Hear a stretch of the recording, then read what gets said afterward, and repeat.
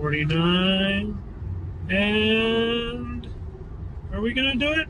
Are we going to do it? 49,999 and 50,000 miles on the Model Y in about 18 months. That's a lot of driving.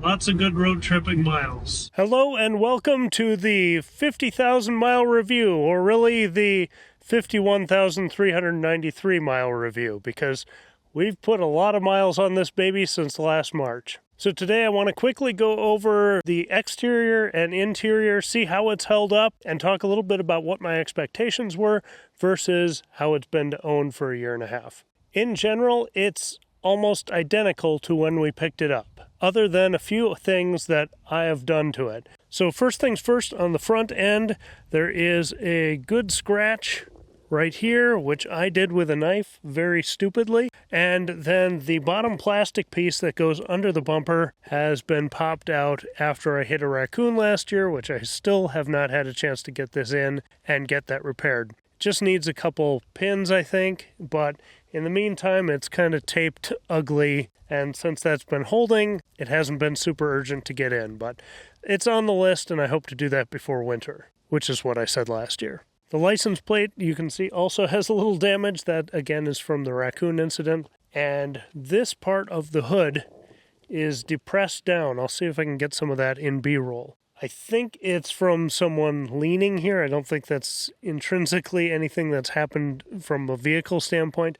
I think it's either from my daughter hanging out and pushing down here, or somebody in a parking lot intentionally doing that. I had an occasion where I had a few Sentry Mode clips, didn't check them, and then when I got home, I noticed that. So that, I think, is a pretty simple adjustment that I might even be able to do by myself. As I was filming B-roll, I was reminded of the adjustable stoppers here under the front lid.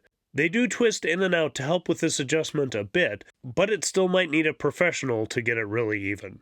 Here's the before and after of what I was able to do with these pads. Pretty subtle, but it's a start.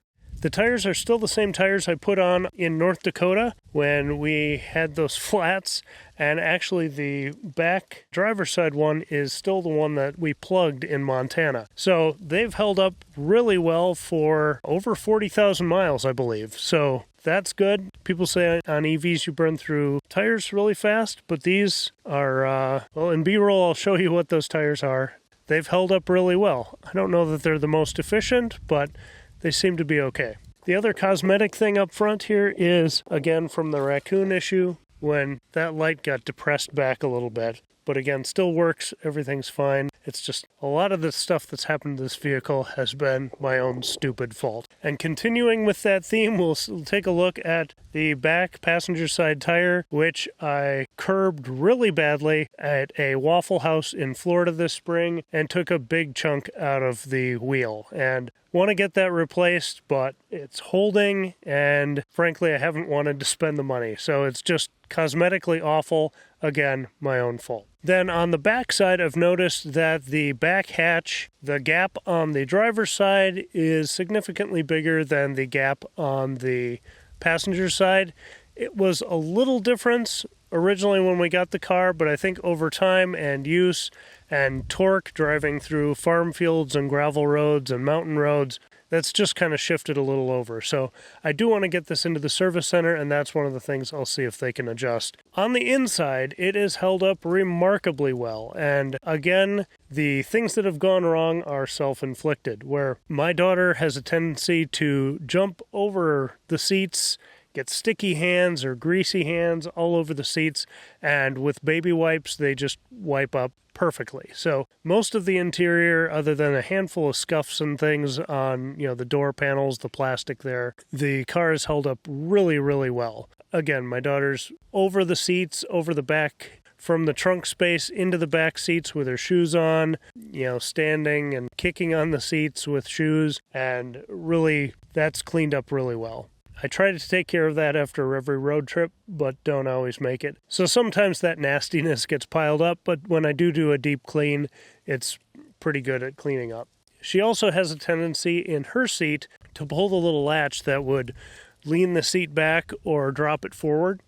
And she would just sit and do that and do that and do that. And I would scold her. I would try to, carrot and stick both ways, try to convince her not to do that, but she has special needs and the attention span isn't always what I'd wish it would be. So she has worn out that motor and now the seat is stuck in the recline position. I considered getting the car into Tesla before we hit 50,000 miles because that kind of thing is a warranty at 50,000 miles item. But the big question I had was, if I get that fixed, is she just going to burn it out again? And is it less safe to have her swinging back and forth than just having it locked in position? The seat belt still works, everything still works, but that seat back is stuck. So since we're past 50,000 miles, I'm going to leave it. I'll take it in, get an estimate on what it will take to repair that, and maybe one day do it once she's good and out of the habit of pulling that trigger all the time. The screen is still in perfect shape, steering wheel in perfect shape.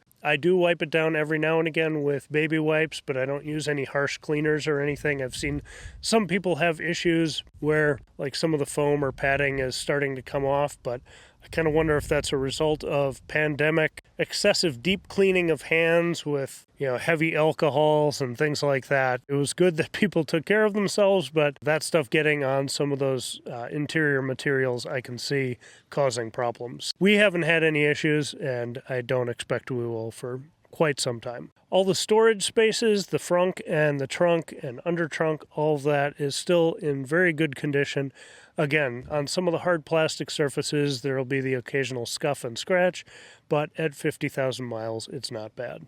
Acceleration and everything is exactly as when I drove it off the lot. It's still fast as all get out and agile, and haven't had any issues with steering or handling on that front. From a battery degradation standpoint, I haven't specifically noticed anything, but I am going to do a test soon that will kind of check the range against some of the early tests I did with the vehicle. So look for that coming up. And we'll do a deeper dive into battery health, degradation, but for all of our road trips and the ones I did last weekend and this weekend, the car just works and you don't have to think about it too much.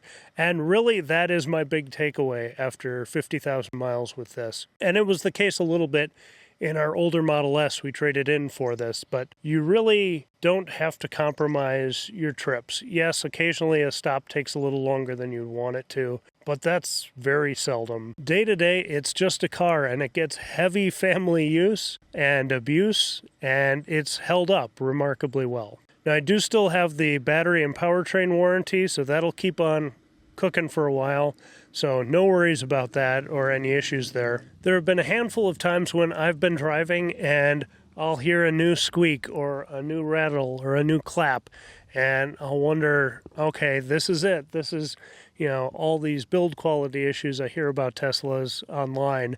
Every time that's happened, taking a toy out of the car of my daughter's, of some plastic book that was shaking with each bump, or if one of the seats is sticky against either the center console or another seats on the back seats, cleaning that kind of stuff up has gotten rid of every squeak or rattle. Occasionally my wife will have a soda can or something in the center console or in one of the doors, and I'll start hearing a little rattle, worry about that. And again, when we clean the car out, it's perfectly quiet and very nice. I just did a trip up to northern Minnesota and back yesterday. I was alone, the car was relatively clean, and it was glorious. I was having a conversation with a friend recently about other EVs and how some cars do things better than Teslas, some things aren't as good or whatever, and different sizes of vehicles and things. And the comment was, well, it's not perfect. And really no car is perfect, but for us and our family, the Model Y has been nearly perfect, where the charging stations just work. The car does a lot of the math and figuring it out. So if I want to be nerdy for YouTube and go through the websites and do, all the calculations and follow that, I can. But if I just want the car to figure it out and take me where we need to go, I don't need to stress about it. I'm at a brand new park to me. I know when I get back in the car, I can hit, navigate to home, and it's going to take me right there. I don't have to find my way, it's going to do it. So all around, there are very few compromises and a big improvement over the 2015 Model S we had before.